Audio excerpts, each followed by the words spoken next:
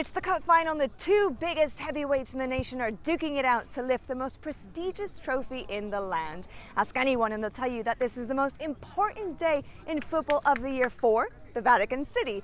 Inside the city walls is all anyone can talk about, but outside, no one has ever heard of it. What's the first thing that pops into your head when you think of the Vatican City? Think of the Pope. The Da Vinci Code. Sistine Chapel, Michelangelo. Happiness.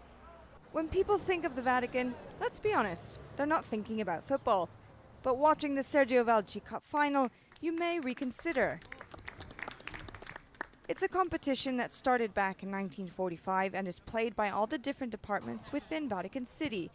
From the post office to the police, even the famous Swiss Guards have a team.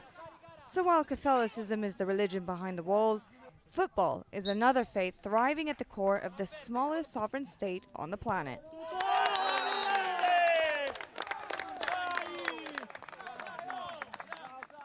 La passione del calcio, come la spieghiamo? The passion of football is inside all of us, very strong.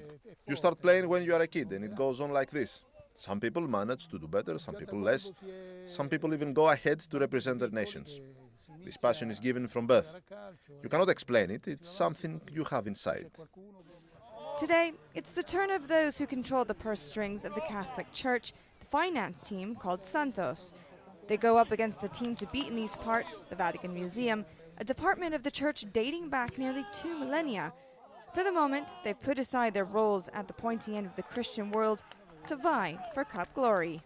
It's something very nice to see colleagues from work playing soccer after job and having fun together in a very simply but nice environment and playing just for the fun of playing soccer. One of the fans of Vatican City football is none other than Pope Francis, who fully supports what's going on here.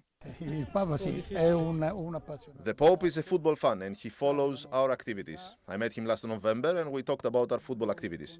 He always encourages us to follow a sport, but he obviously has bigger commitments than a football match. Though they say the result is irrelevant, Santos were comfortable 3-0 winners to take yet another title. The most important thing for us is the friendship. We see each other very often. Sometimes we go for dinner after the games with this group of friends. So for us, friendship is above all, and then we add football to the mix and enjoy it.